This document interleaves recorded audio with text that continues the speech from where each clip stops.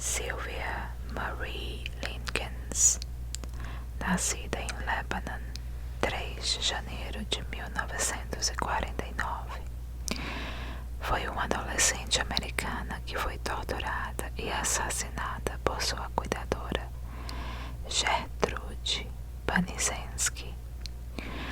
Muitos dos filhos de Panisenski e vários de seus amigos da vizinhança. O abuso durou 3 meses, ocorrendo de forma gradual. Antes de Linkins morrer devido aos ferimentos graves e à desnutrição, em 26 de outubro de 1965, em Indianápolis, Indiana, Linkins foi cada vez mais atormentada, negligenciada, menosprezada, humilhada, espancada, forçada a passar fome, dilacerada, queimada, desidratada por seus algozes. A autópsia mostrou 150 ferimentos por todo o corpo da menina, incluindo diversas queimaduras, marcas de escaldadura e pele erodida. Por meio de intimidação, sua irmã mais nova, Jenny, era ocasionalmente forçada a participar dos maus-tratos. A causa oficial de sua morte foi determinada como homicídio causado por uma combinação de hematoma subdural e choque, complicado por desnutrição grave. Gertrude Panisenski, sua filha mais velha Paula, seu filho John e 2 jovens da vizinhança, Coy Hubbard e Richard Hobbs, foram todos julgados e condenados em maio de 1966 por negligenciar, torturar e assassinar Linkins. No julgamento dos réus, o promotor adjunto Leroy New descreveu o caso como o caso mais diabólico já levado a um tribunal ou júri. E o advogado de defesa da Gertrude, William C. Urbecker, descreveu Linkins como tendo sido submetida a atos de degradação que você não cometeria com um cachorro antes de sua morte. Após 8 horas de deliberação, o júri considerou Gertrude Panisenski culpada de homicídio de primeiro grau. Ela foi condenada à prisão perpétua, mas foi libertada em liberdade condicional em 1985. Paula foi considerada culpada de homicídio de segundo grau e foi libertada em 1972. Hobbs, Hubbard e John foram considerados culpados de homicídio culposo e cumpriram menos de 2 anos no reformatório de Indiana antes de receberem liberdade condicional em 27 de fevereiro de 1968. A tortura e o assassinato de Sylvia Linkins são amplamente considerados pelos cidadãos de Indiana como o pior crime já cometido em seu estado e foram descritos por um investigador sênior do Departamento de Polícia de Indianápolis como o caso mais sádico que ele já investigou em seus 35 anos servindo a polícia de Indianápolis. Contexto: quem foi Gertrude Panisenski? Gertrude Nadine Panisenski nasceu em Indianápolis, Indiana, filha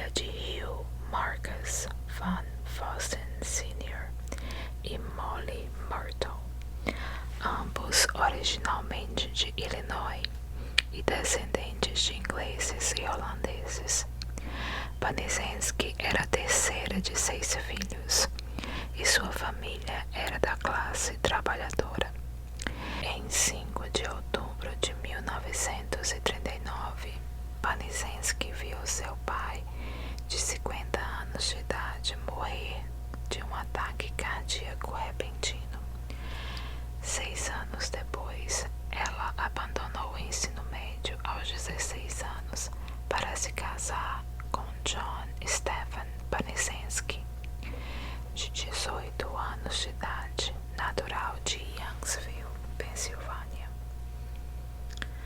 e de ascendência polonesa, com quem teve 4 filhos. Embora John Panizenski tivesse um temperamento volátil e ocasionalmente batesse na esposa, os dois permaneceram juntos por 10 anos antes do primeiro divórcio.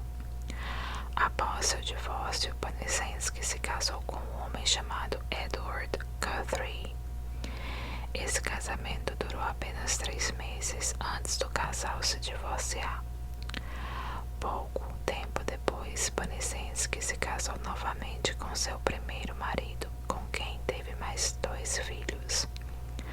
O casal se divorciou pela segunda vez em 1963. Semanas após seu terceiro divórcio, Panizenski começou um relacionamento com um soldador de 20 anos de idade, chamado Dennis Lee Wright, que também abusou dela fisicamente, com quem ela teve um filho, Dennis Lee Wright Jr. Pouco depois do nascimento do seu filho, em maio de 1964, Wright abandonou Panizenski. Pouco tempo depois, Panizenski entrou com uma ação de paternidade contra Wright para obter apoio financeiro para o filho, mas Wright raramente contribuía. Em 1965, Panizenski morava sozinha com seus 7 filhos: Paula, de 17 anos, Stephanie, 15 anos, John, 12 anos, Marie, 11 anos, Shirley, 10 anos, James, 8 anos e Dennis Lee Wright Jr., de 1 ano. Embora tivesse 36 anos de idade e 1,70 m de altura, ela pesava apenas 45 quilos e era descrita como uma fumante inveterada, asmática, abatida e abaixo do peso, que sofria de depressão clínica devido ao estresse de 3 casamentos fracassados, um relacionamento fracassado e uma perda espontânea de bebê recente, além dos cheques esporádicos que recebia do seu primeiro marido, um antigo policial de Indianópolis, de quem dependia financeiramente, principalmente para sustentar os filhos. Panizenski realizava ocasionalmente trabalhos para os seus vizinhos e conhecidos, como costurar ou limpar, para ganhar algum dinheiro extra.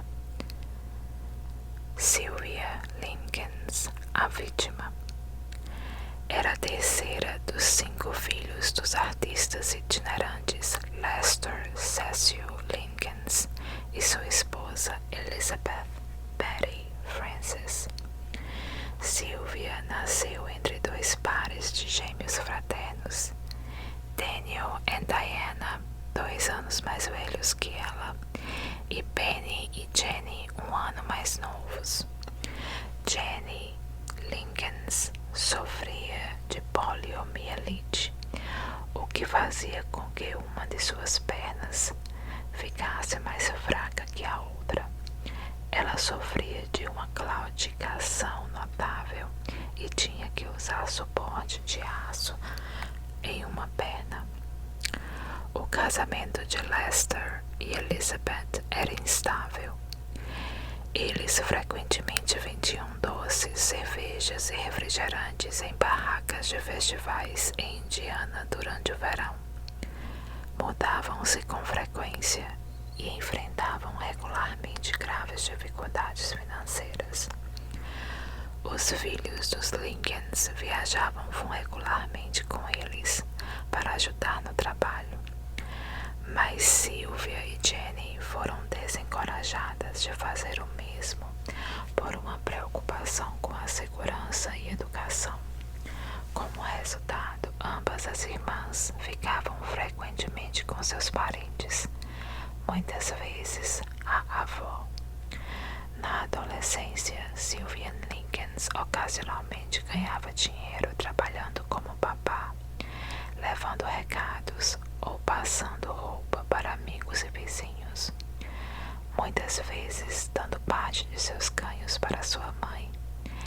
Ela era descrita como uma garota amável, confiante e animada, com cabelos longos, ondulados e castanhos claros que se estendiam abaixo dos seus ombros, e era conhecida como Cookie por seus amigos.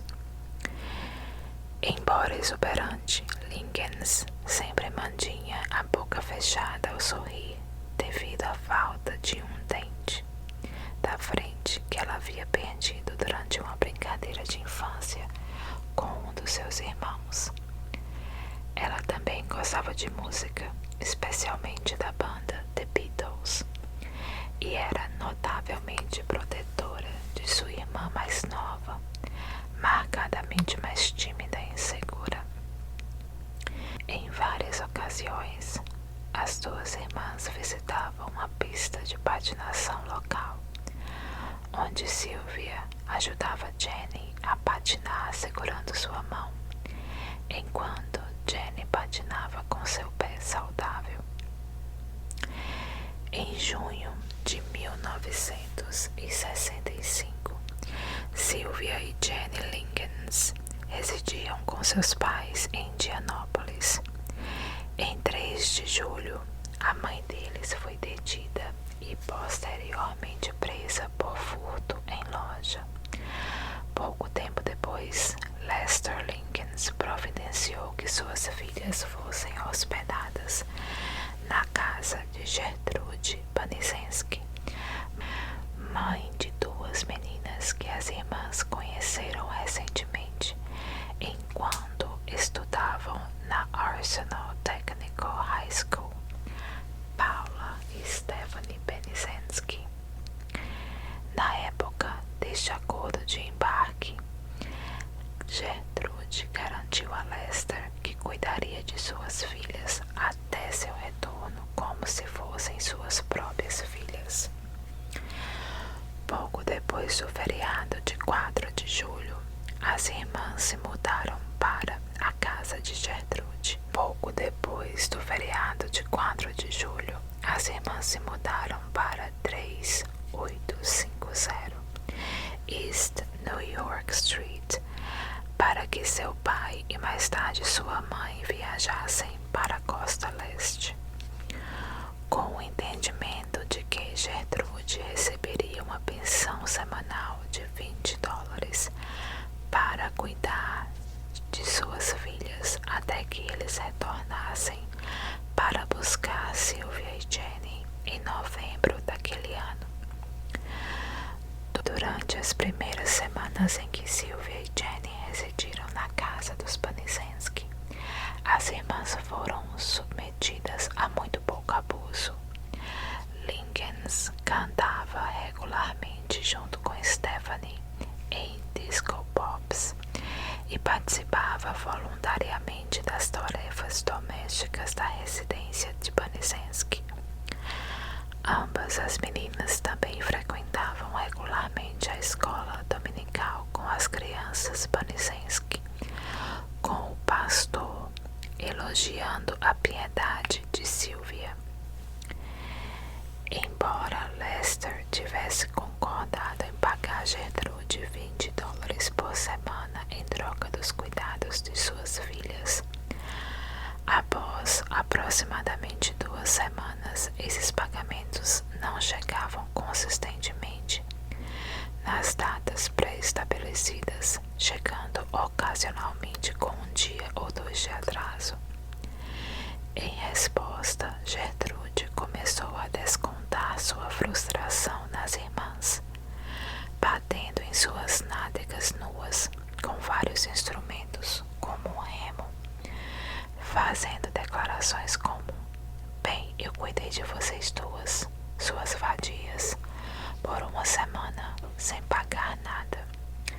Em uma ocasião, no final de agosto, ambas as meninas foram espancadas aproximadamente 15 vezes nas costas com o mesmo remo, depois que Paula acusou as irmãs de comerem muita comida em um jantar da igreja em que as crianças da casa haviam comparecido. Em meados de agosto, Gertrude Baniszewski começou a concentrar seus abusos quase exclusivamente em Sylvia, com sua motivação principal provavelmente sendo o ciúme da juventude, aparência, respeitabilidade e potencial da garota. De acordo com depoimentos posteriores ao julgamento, esse abuso foi inicialmente infligido a Sylvia depois que ela e Jenny retornaram da Arsenal Technical High School para a residência de Baniszewski, bem como nos fins de semana. Este abuso inicial incluiu submeter Lincolns a espancamentos e fome, forçando-a a comer sobras ou comidas estragadas de latas de lixo. Em uma ocasião, Lincolns foi acusada de roubar doces que ela havia comprado. Em outra ocasião, no final de agosto, Lincolns foi submetida à humilhação quando afirmou ter um namorado em Long Beach, que conheceu na primavera de 1965, quando sua família morava na Califórnia.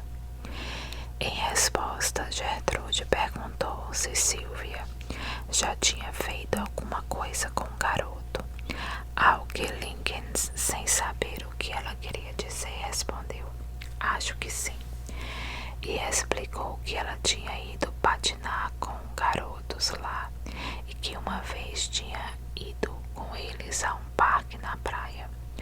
Continuando a conversa com Jenny e Stephanie, Sylvia mencionou que certa vez ficou deitada debaixo das cobertas com o namorado. Ao ouvir isso, Gertrude perguntou: por que você fez isso, Sylvia? Lincolns respondeu: não sei, e deu de ombros. Vários dias depois, Gertrude voltou ao assunto com Lincolns, dizendo: você certamente está ficando grande na barriga, Sylvia. Parece que você vai ter um bebê. Lincolns pensou que Gertrude estava brincando com ela e disse: sim, com certeza está ficando grande. Vou ter que fazer dieta.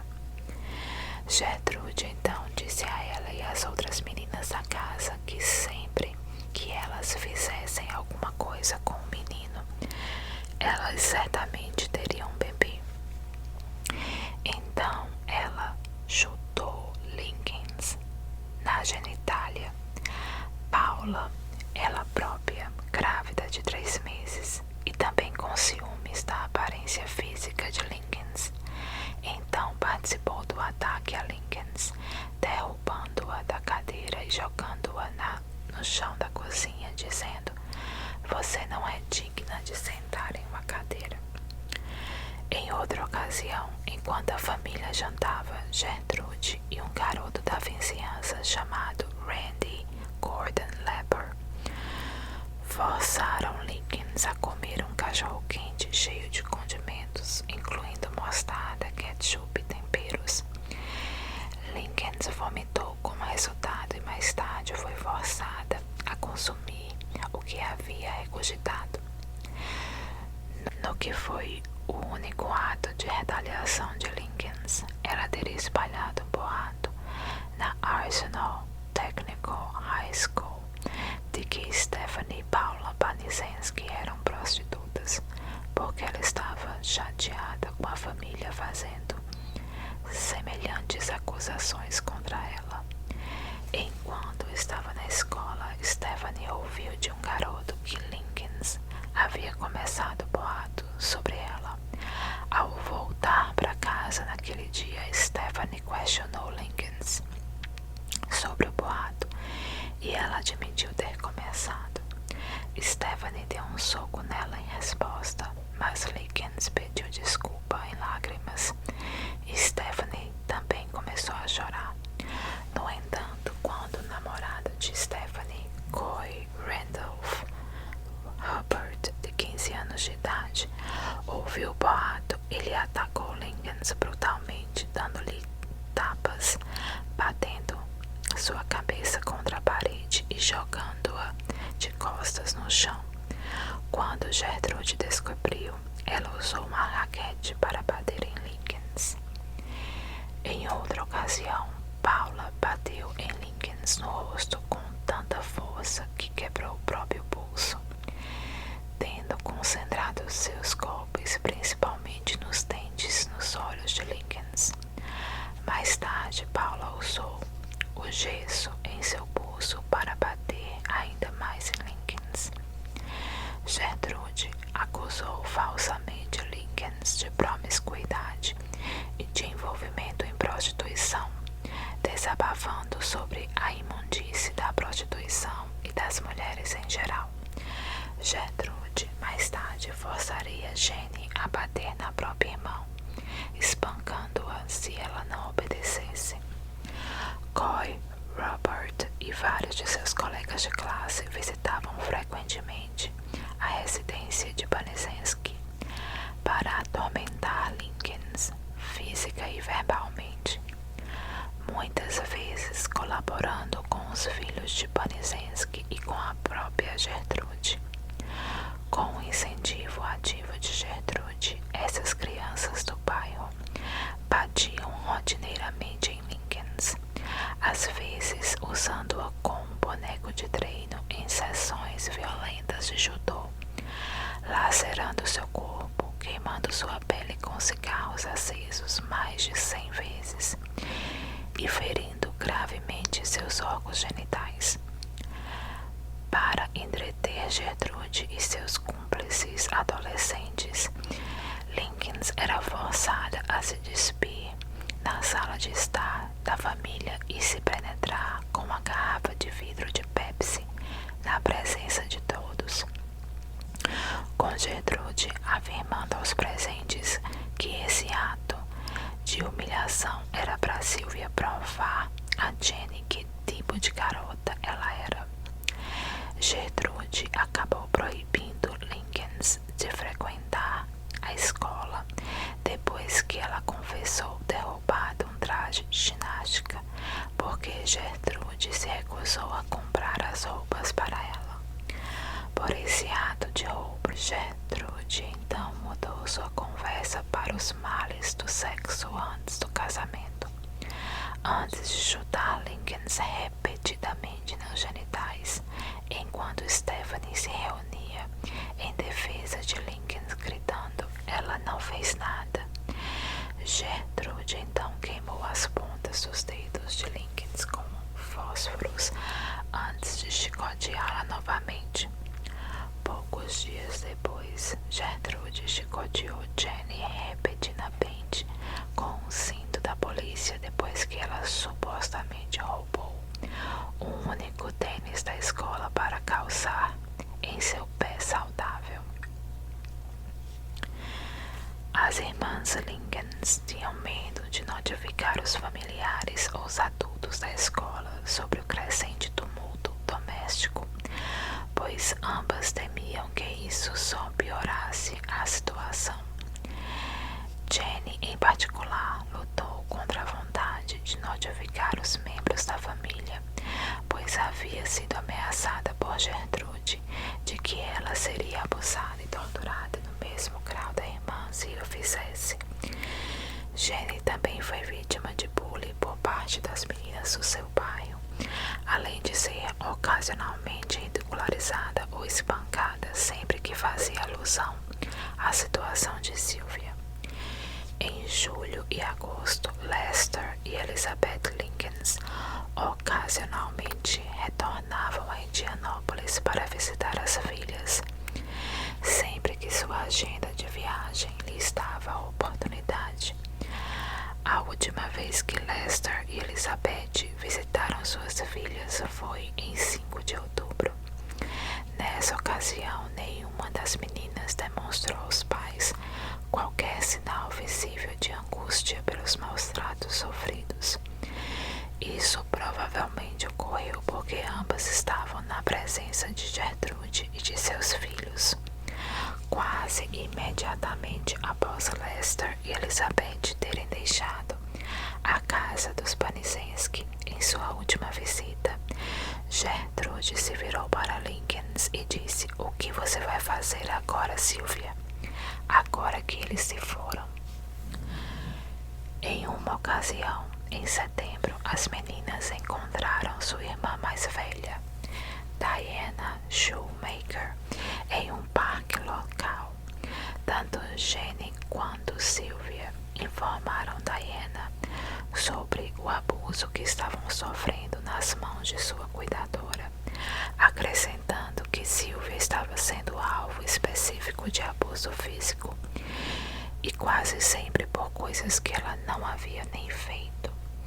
Nenhuma das irmãs mencionou o endereço real onde residiam, e inicialmente Diana acreditou que suas irmãs estavam exagerando suas alegações sobre o escopo de seus maus-tratos.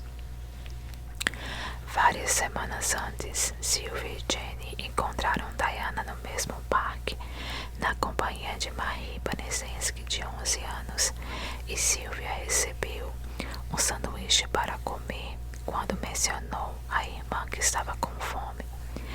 Lincoln permaneceu em silêncio sobre o assunto, embora Marie tenha revelado o fato à sua família no final de setembro.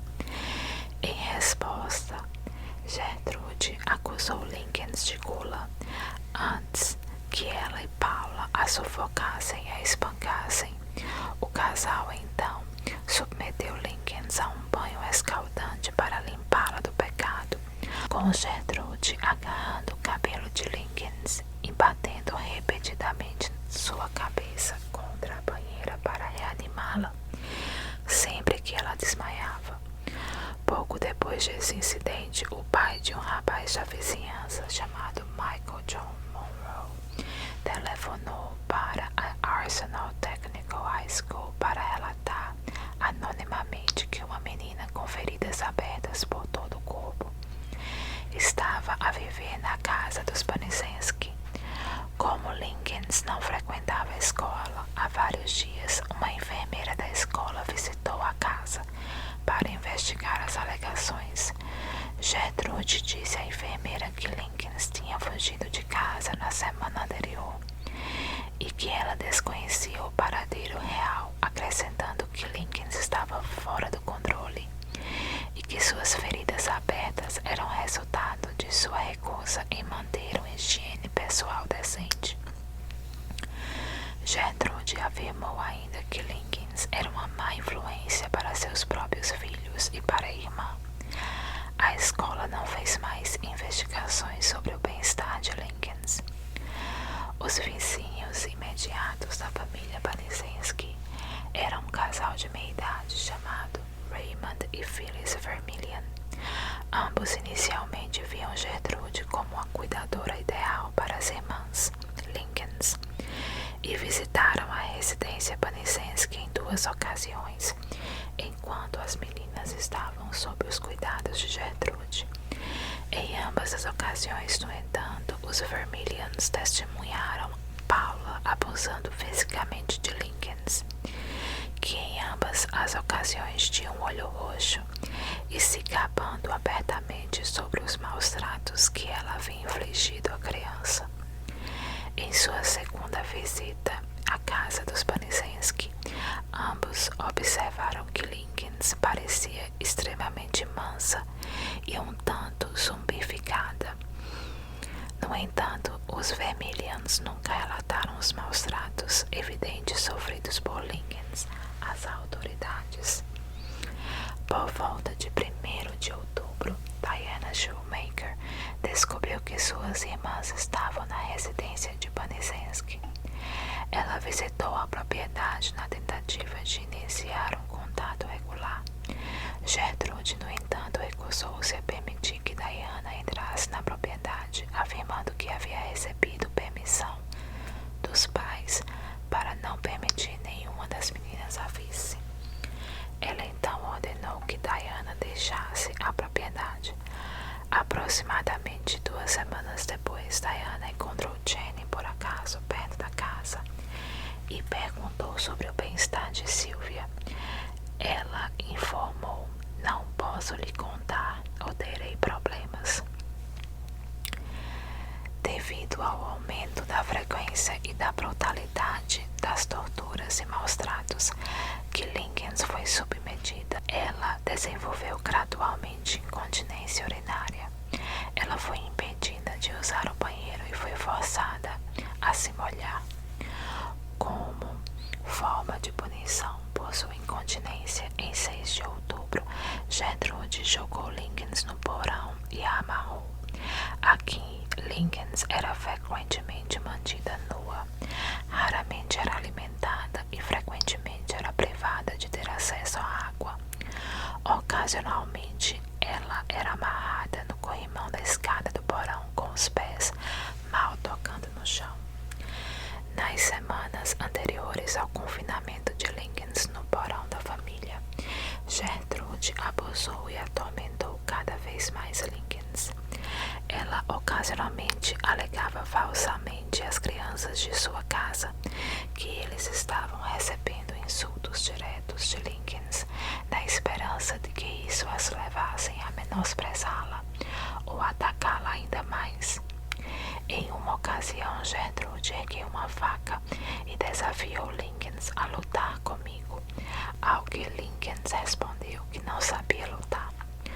Tormentos físicos e mentais como esse ocasionalmente paravam quando os Panizenskis assistiam os seus programas de televisão favoritos. As crianças da vizinhança também eram ocasionalmente cobradas 5 centavos cada para verem a exibição do corpo de Lincoln e para a humilharem, espancarem, escaldarem, queimarem e por fim mutilarem. Durante o cativeiro de Lincoln no porão, Gertrude, frequentemente com a ajuda de seus filhos e crianças da vizinhança, continha e amordaçava Lincoln antes de colocá-la numa banheira cheia de água fervente e esfregar sal em suas feridas. Em uma ocasião, Gertrude e seu filho de 12 anos, John Jr., esfregaram urina e fezes da fralda do filho de 1 ano de Gertrude na boca de Lincoln antes de lhe darem um copo meio de água e declararem que a água era tudo que ela receberia para o resto do dia. Em 22 de outubro, John Panicensky Jr. atormentou Lincoln, oferecendo-se para deixá-la comer uma tigela de sopa com os dedos e em seguida rapidamente retirando a tigela quando Lincoln, que nessa altura sofria de desnutrição extrema, tentou comer a comida. Gertrude Panicensky acabou permitindo que Lincoln dormisse no andar de cima, com a condição de que ela aprendesse a não se molhar. Naquela noite, Sylvia sussurrou para Jenny que lhe desse secretamente um copo de água antes de adormecer. Na manhã seguinte, Gertrude descobriu que Lincoln havia urinado em si mesmo. Como punição, Lincoln foi forçada a inserir uma garrafa de Coca-Cola vazia nas suas partes íntimas na presença das crianças Panicensky, antes de Gertrude mandá-la para o porão. Pouco depois, Gertrude gritou para Lincoln retornar à cozinha. Então ordenou que ela se despisse antes de proclamar a ela: "Você marcou as minhas filhas, agora eu vou marcar você." Ela começou a marcar palavras: "Eu sou uma prostituta e tenho orgulho disso" no abdômen de Lincoln, com uma agulha molho aquecida. Quando Gertrude não conseguiu terminar a marcação, ela instruiu uma das crianças da vizinhança, Richard Dean Hobbs, de 14 anos de idade, a terminar de gravar as palavras na carne de Lincolns, enquanto ela levava Jenny a um supermercado próximo, no que Hobbs mais tarde insistira serem gravuras curtas e leves. Ele continuou a marcar o texto no abdômen de Lincolns, enquanto ela cerrava os dentes e gemia. Tanto Hobbs quanto Shirley Bonesensky, de 10 anos de idade, levaram Lincolns para o porão, onde cada um usou de um parafuso para tentar marcar a letra S abaixo do peito esquerdo de Lincolns, mas erraram e a cicatriz profunda da queimadura ficou semelhante ao número 3. Gertrude, mais tarde, provocou Lincolns, alegando que ela nunca seria capaz de casar devido às palavras marcadas no estômago, afirmando: Sylvia, o que você vai fazer agora? Você não pode se casar agora. O que você vai fazer? Chorando, Lincolns respondeu: acho que não há nada que eu possa fazer. Mais tarde, naquele dia, Lincolns foi forçada a exibir a marcação para as crianças da vizinhança, com Gertrude alegando que a menina havia recebido a inscrição em uma festa de sexo grupal. Naquela noite, Sylvia confidenciou à irmã: Jenny, eu sei que você não quer que eu morra, mas eu vou morrer. Eu posso dizer isso. No dia seguinte, Gertrude Bonesensky acordou Lincolns e a forçou a escrever uma carta enquanto ela ditava o conteúdo com a intenção de enganar os pais, fazendo-se acreditar que a filha havia fugido da residência dos Bonesensky. O conteúdo dessa carta tinha como objetivo incriminar um grupo de rapazes anônimos locais por abusarem e mutilar extensivamente Lincolns, depois dela ter inicialmente concordado em manter relações sexuais com eles, antes de infligirem abusos e torturas extremas ao seu corpo. Depois que Lincolns escreveu a carta, Gertrude terminou de formular seu plano para que John Jr. e Jenny vendassem Sylvia e a levassem para uma área arborizada, conhecida como Floresta de Jimmy, e a deixassem lá para morrer. Depois de terminar de escrever a carta, Lincolns foi novamente amarrada ao corrimão da escada e lhe ofereceram biscoitos para comer, embora ela tenha recusado, dizendo: dê ao cachorro, eu não quero. Em resposta, Gertrude forçou os biscoitos na boca de Lincolns antes que ela e John Bonesensky a espancassem, principalmente no estômago. Em 25 de outubro, Lincolns tentou escapar do porão depois de ouvir a conversa entre Gertrude e John sobre o plano da família de abandoná-la para morrer. Ela tentou fugir pela porta da frente, no entanto, devido aos seus ferimentos graves e fraqueza geral, Gertrude a pegou antes que ela pudesse escapar da propriedade. Lincolns então recebeu biscoitos para comer, mas não conseguiu consumir a comida devido ao seu estado extremo de desidratação. Gertrude forçou os biscoitos a entrarem na boca antes de bater repetidamente no rosto de Jenny com a haste de cortina até que partes do instrumento fossem dobradas em ângulos retos. Coy Hubbard então pegou a haste de cortina de Gertrude e golpeou Lincolns mais uma vez, deixando-a inconsciente. Gertrude então arrastou Lincolns para o porão. Naquela noite, Lincolns tentou desesperadamente alertar os vizinhos, gritando por socorro e batendo nas paredes do porão com uma pá. Uma vizinha imediata dos Bonesensky mais tarde informaria a polícia que tinha ouvido a comoção desesperada e que havia identificado a fonte como proveniente do porão da casa de Gertrude, mas que, como o barulho havia cessado repentinamente por volta de 3 da manhã, ela decidiu não informar a polícia sobre a perturbação. Na manhã de 26 de outubro, Lincoln não conseguia falar de forma inteligível nem coordenar corretamente os movimentos dos seus membros. Gertrude levou Lincoln para a cozinha, apoiando-a contra a parede. Tentou alimentá-la com um donut e um copo de leite. Ela jogou Lincoln no chão frustrada. Quando Lincoln não conseguiu mover corretamente o copo de leite até os lábios, ela foi jogada então no porão. Pouco tempo depois, Lincoln começou a delirar, gemendo e resmungando repetidamente. Quando Paula conseguiu que ela recitasse o alfabeto inglês, Lincoln não conseguiu recitar nada além das 4 primeiras letras. Sem se levantar do chão, em resposta, Paula ameaçou verbalmente que ela se levantasse ou lhe daria um salto em distância.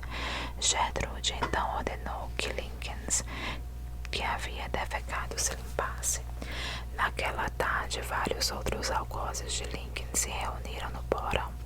Lincoln moveu os braços bruscamente em uma tentativa aparente de apontar para os rostos dos algozes. Ela conseguia reconhecer, fazendo declarações como "Você é Ricky, você é Gertie", antes de Gertrude gritar secamente: "Cale a boca, você sabe quem eu sou". Minutos depois, Lincoln tentou sem sucesso morder uma pera podre que lhe deram para comer, afirmando que podia sentir a frouxidão de seus dentes. Ao ouvir isso, Jenny respondeu: "Você não se lembra, Sylvia? Seu dente da frente foi arrancado quando você tinha 7 anos. Jenny então deixou Sylvia no porão para fazer as tarefas de jardinagem para os vizinhos, na esperança de ganhar algum dinheiro para gastar. Quando Stephanie percebeu que Lincoln não estava respirando, na tentativa de lavar Lincoln um risonho, John Panisensky borrifou com uma mangueira de jardim trazida para casa naquela tarde por Randy Lepper. A pedido de Gertrude, Lincoln tentou desesperadamente sair do porão novamente, mas caiu antes de chegar às escadas. Em resposta a esse esforço, Gertrude pisou na cabeça de Lincoln antes de se levantar e encará-la por vários momentos. Pouco depois, às 17h30, Richard Hobbs retornou à residência e imediatamente foi ao porão. Ele escorregou nas escadas molhadas do porão e caiu fortemente no chão, onde ele foi confrontado com a visão de Stephanie chorando e abraçando o corpo emaciado e dilacerado de Lincoln, depois que sua mãe ordenou que ela limpasse Sylvia. Stephanie e Richard então decidiram dar um banho morno e com sabão e limpo, vesti-la com roupas novas. Eles então a deitaram no colchão em um dos quartos, enquanto Sylvia murmurava seu último desejo de que seu papai estivesse aqui e que Stephanie a levasse para casa. Stephanie então virou para sua irmã mais nova, Shirley, exclamando: "Oh, ela vai ficar bem". Quando Stephanie percebeu que Lincoln não estava respirando, ela tentou aplicar a respiração boca a boca, enquanto Gertrude gritava